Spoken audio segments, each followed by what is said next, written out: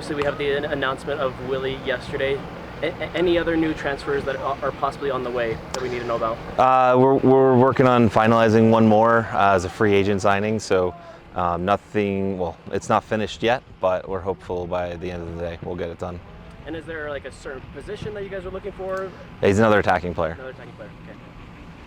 Any confirmation of any blonde-headed Kansas City players who played? I think he's blonde. Yeah. Okay. Yeah. A lot of facial hair. Rumors were he was around town and that he is excited to join the team. Yeah. And then, I've been told the same. Okay, and then with the next transfer window not till July, are you guys looking already ahead at that time, possibly for a DP? Yeah, I mean, look, we're always looking 1 and 2 windows ahead. Right now everything shifts focus, and it's needs that we think can bolster us in the summer. But obviously, those are a moving target. Depending on how we do between now and then, there's obviously a lot of games before the window opens that could affect what we think we need and can strengthen the team. But we're also looking at the off season and is there a need for January that we can maybe solve in the summer as well. And then with everything that happened with the Robert deal, with not going through, does that kind of put everything backwards a couple of steps and kind of not working out? Or no, I mean, look, Robert's a good player. He's a really good guy. It's unfortunate it didn't work out, and not through any fault of his own, or if I could say our fault. It was his club coming in and after essentially agreeing a deal, trying to change the terms at the last minute, and just they took a gamble that didn't pay off for them. Can be in the future? Sorry? In the future, it's possible? For Robert? Yeah, it's possible, but obviously, things change, and we're not always in the same place in the next window. But it's certainly, the door's not shut on him personally. I wouldn't say it's open for the club, for Boavista, but for the player. No, he's a wonderful guy. We had no issues with him. He was great. Did everything he could. Any other transfer / things going on This window, right now, just the free agent signing we're working on. Yeah, nothing. So that's a total of 3. No, it'll be 2. Okay. Who's the third? Willie, Johnny, the third. No, probably just those 2 right now. If we can add another piece before the window opens, we will. But obviously limited to free agents, and it's probably not something that we'll do before that window opens. But we'll look at teeing up maybe 1 or 2 guys that can start on day 1. July 23rd. So 8 goals in 9 matches is frustrating for any fan base, especially one with playoff ambition.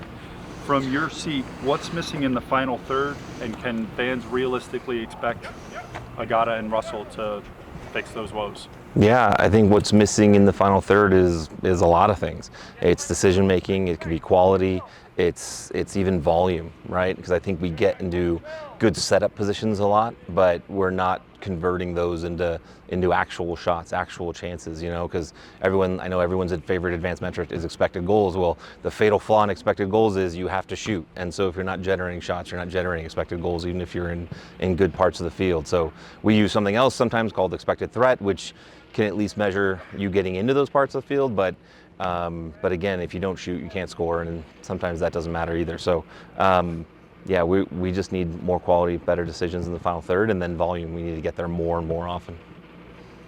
And can you walk us through the timeline on the Božnik deal, when Boavista came back with these new demands, and why the club chose to walk away rather than adjusting the terms, even with these scoring posts? Yeah, we had a deal for weeks. We had a deal that was agreed for weeks. They obviously have an extra layer with their the administration process that they're in. So that was there was a bit of a delay in there that was somewhat understandable to a certain extent, but after a certain point, it just became unreasonable, and it was clear that they weren't, maybe behaving in good faith is a good term, and so it became clear that. There's negotiating is one thing, right? When both parties are trying to get the deal done, and maybe I start here and you start there, and we'll figure it out, and we'll get there.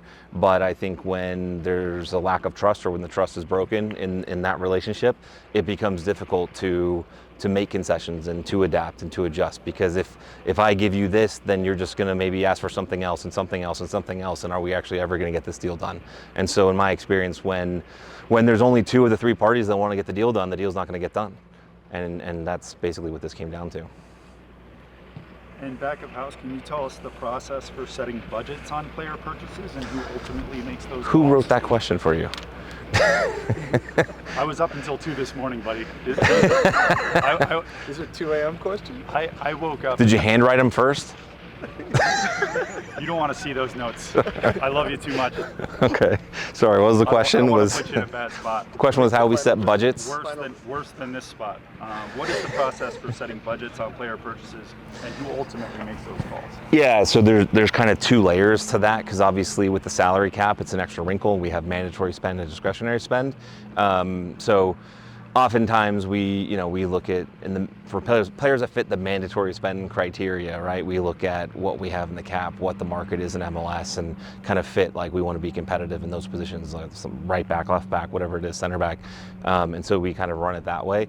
In terms of discretionary players, and if we're looking at signing DPs or U22s, it becomes a recommendation from the soccer side, from the soccer department, and we collaborate with ownership in terms of what we have not just in this window, but over this year, over multiple years, and how we amortize the transfer fees and the expenses. So it's just a collaborative process with ownership and how we arrive to the point where we feel we have enough money to get a quality player in, and they obviously are comfortable with the level of spend relative to how the club is run. Okay. And with the ownership change, I'm sure that you've had time to sit with it a lot longer than the fan base has. Not to bring up Toronto, but they prove that big spending alone doesn't guarantee trophies. Yeah. Nonetheless. Another team's doing that right now too. But Sure. I just picked one that just beat us. it's a good call. But not spending money guarantees you're not even going to be in the running for trophies. We've already had another first round knockout this year.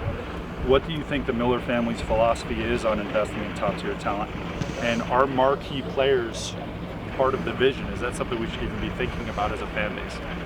Yeah, I mean, that's a really good question. I think there's some things that, pertain to the conversations that we have, and the relationship even between myself and the Millers is still relatively new, even though maybe I've known longer than the public has. But I think they're a group, they're a family that, they're part of this community. They're such a big part of this community, and they see the club, as a representation of that. And so what does that mean? Well, that means they want that representation to be successful. They want that representation to be a winning team, and we want the same thing. So I think it's very aligned in terms of what the ambition is for the club, and then how that translates itself into dollars and cents at the end of the day. Then that's what we work together on and collaborate on. And as you pointed out, throwing a big check down for 10, 20, 30, 40 million even doesn't guarantee you anything. Right? And it's all about whatever you have to spend, it's about spending it wisely.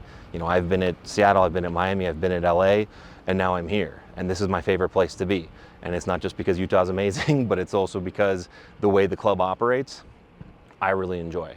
I don't want to tell 35-year-old Europeans no thanks all day long. That's not my favorite thing to do, right? But what I like to do is find guys where we can use money efficiently to get quality on the field.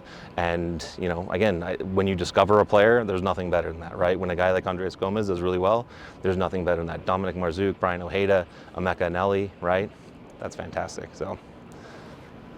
And then last one, and I've been criticized for telling people, if you want that club, go follow Man City or Bayern. Don't tell people to stop following us. Well, that's what they say.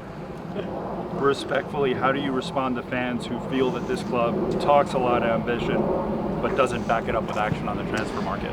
Sure, there's 30 teams in MLS, and 29 are probably pissed off at the end of every season. So, the odds are not in our favor, okay, in terms of that. Only one team gets to win the title.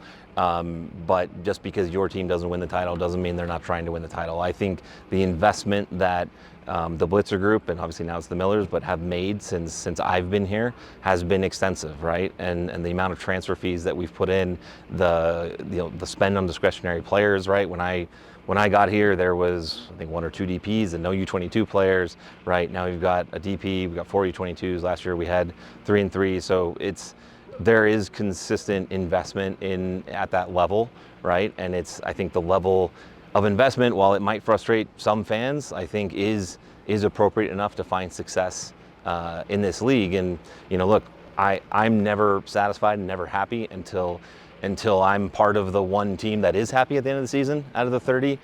So there's always disappointment unless we're the ones holding the trophy at the end of the day. But again, it is something where there's 29 teams that get to complain every year that, we didn't win, so these guys must not care. And I can assure everyone that that's not the case. That we're doing everything. Obviously, Pablo, the players, myself, and ownership, and I think the ambition is there. Thank you very much. I know these are tough questions. I appreciate you standing up and talking to us. Next time, if you send them in advance, I'll write down the answers. I give you more thoughtful responses, maybe. I'll give you these 2 pages. Send them to Trey. I'll see. I want to have him retype them. Sorry. Thank you very much. No problem. I did kind of want to ask you. No, you're fine. So obviously, this club has a big emphasis on developing young players. Yeah. The 2 players that were talked about the most in this window, obviously, you brought in Willie, 25-year-old, and then Robert, also 25 years old. Where does the 25-year age range kind of fit within development, or more of a win now player? So 25 is an age range you can typically think of as kind of like entering prime, depending on the position. Maybe it's even early prime, but it's sort of entering your prime for a soccer player. So we need balance. Okay, so when we talk about winning, development, all this stuff, and how we develop young players, well, if you throw out, we have a roster of 30, 20-year-olds, like, even though they're all young prospects and they all might be super talented, we're probably not going to develop any of them.